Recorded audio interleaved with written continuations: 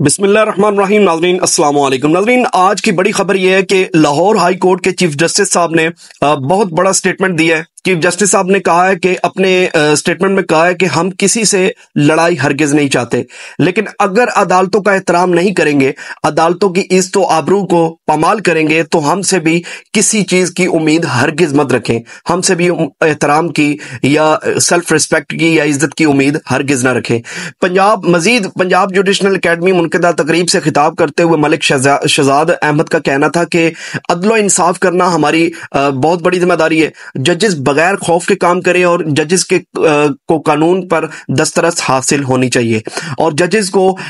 کسی کے بھی پریشر میں نہیں آنا چاہیے۔ مزید انہوں نے کہا کہ ججز جدید ٹیکنالوجی سے استفادہ کریں کیونکہ جلد اور فوری انصاف کی فراہمی ہماری اولین ترجیح ہے اور ہونی چاہیے۔ پنجاب میں ویڈیو لنک کے ذریعے سماعت کا آغاز انشاءاللہ کریں گے۔ مزید کہنا تھا کہ پنجاب میں 14 لاکھ کیسز ہیں جس پر ججز کی کمی کا سامنا ہے۔ ہڑتالوں سے لوگ اپنے حقوق سے محروم ہوتے جا رہے ہیں۔ مجھے یقین ہے کہ 90% وکلاء اچھے لوگ ہیں۔ ہر پاکستانی شہری کو حق ہے کہ اس کو قانونی تحفظ جو ہے وہ حاصل ہو، اور اداروں کی آپس میں لڑائی سے یاد رکھیے گا کہ ادارے کمزور ہوتے ہیں، لہٰذا ان سے ہوشیار رہیں، اور جو اداروں کو لڑوانا چاہتے ہیں آپس میں، مطلب کہ انہوں نے صاف کہہ دیا کہ ہمارے دل میں وکلاء کا بڑا احترام ہے،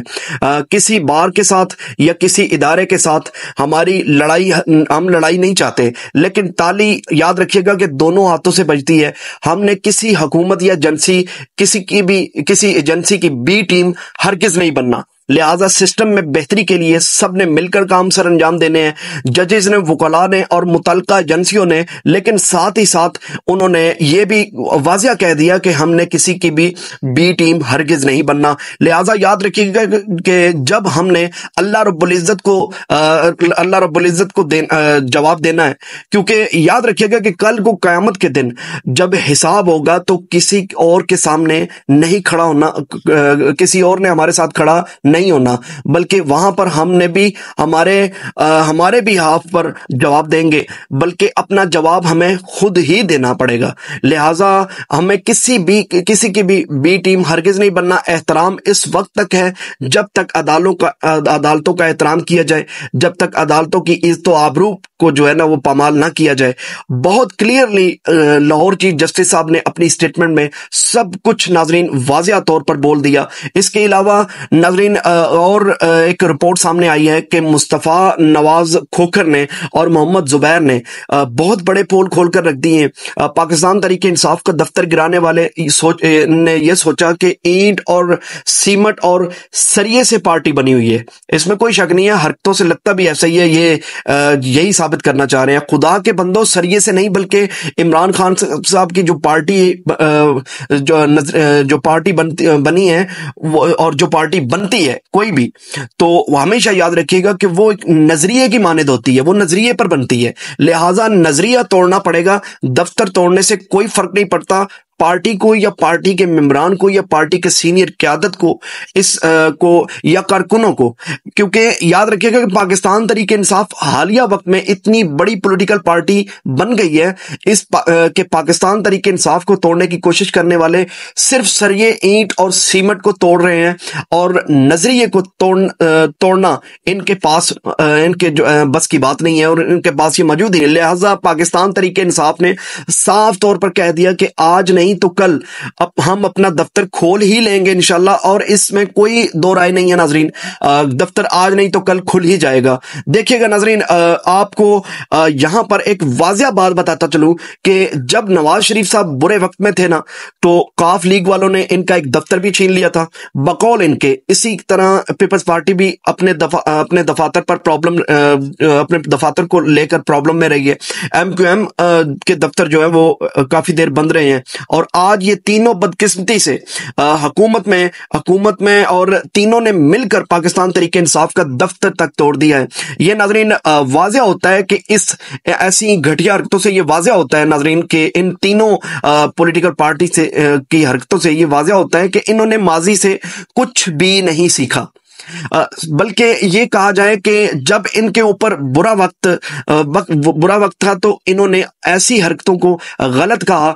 اور آج وہی سارے ہتھکنڈے، وہی ساری گھٹیا حرکتیں پاکستان تحریک انصاف کی پارٹی پر ٹرائی کر رہے ہیں اور ظلم جبر کر رہے ہیں. اور یعنی ناظرین، نون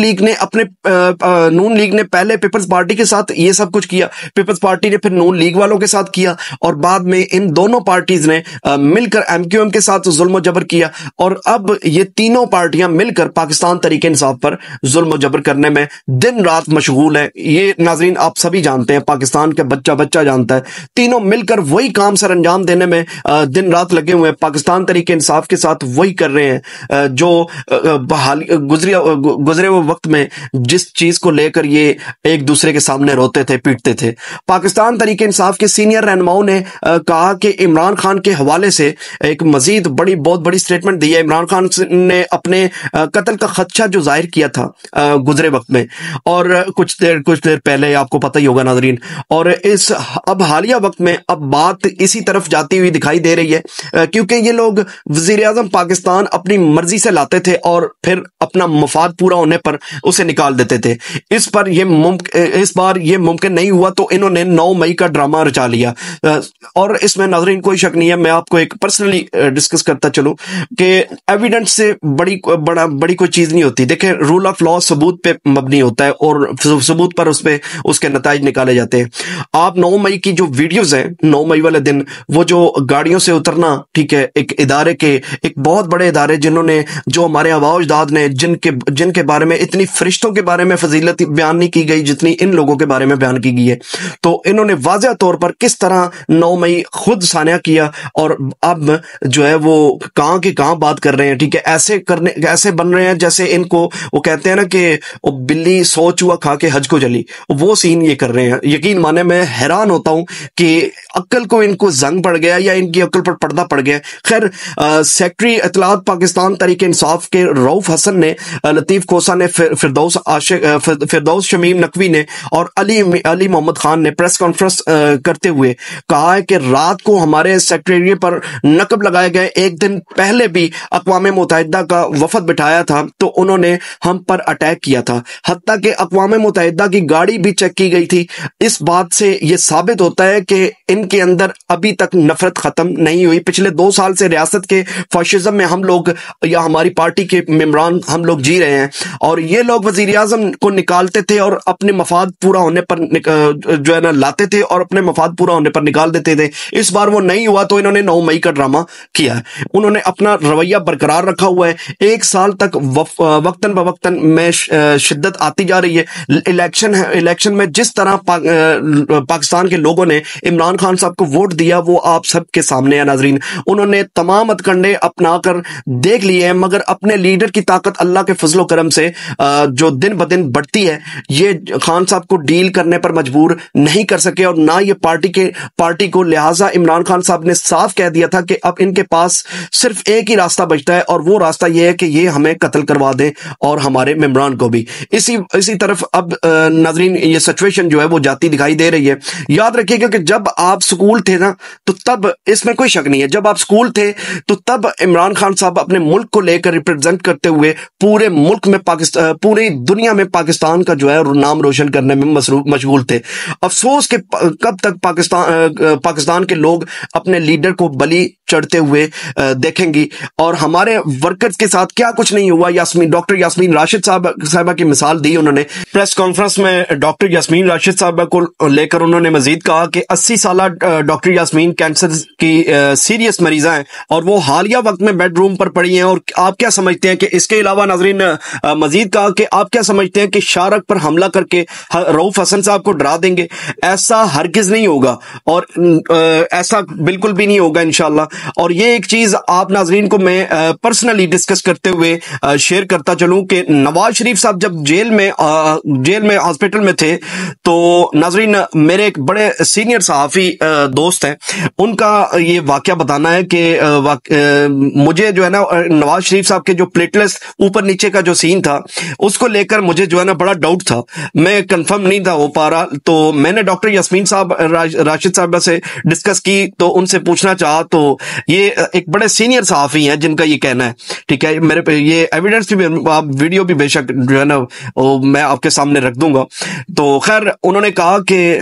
میں نے ڈاکٹر یاسمین راشد صاحبہ سے جب ڈسکس کی تو ڈاکٹر یاسمین راشد صاحبہ نے نواز شریف کے بارے میں صاف طور پر میں بتایا کہ دیکھیں ڈاکٹر یاسمین نواز شریف صاحب جب تک ہاسپٹل میں میری کسٹڈی میں ہے، میری رسپانسبلٹی ہے، میری ذمہ داری ہے، لہٰذا میں اپنی ذمہ داری کو بھرپور نبھاؤں گی، ٹھیک ہے، اور میں ان کا بھرپور طریقے سے میں بھی خیال رکھوں گی، اور میں نے اپنی ٹیم کو بھی پوری طریقے سے آگاہ کیا ہوا ہے کہ نواز شریف پر فل جو ہے نا وہ فوکس کیا جائے اور ان کا ہر طرح سے خیال رکھا جائے۔ تو یہ ناظرین یہ ڈاکٹر یاسمین راشد وہی جو ہے محترمہ ہے، ٹھیک ہے، اور ان کی بیٹی نواز شریف صاحبہ کی بیٹی آج ڈاکٹر یاسمین راشد صاحبہ سے کیا کچھ کر رہی ہیں وہ ناظرین آپ سب کے سامنے ہے۔ تو ناظرین یہ تھی اب تک کی اپڈیٹس، اسی کے ساتھ آپ سے اجازت چاہوں گا، اللہ حافظ۔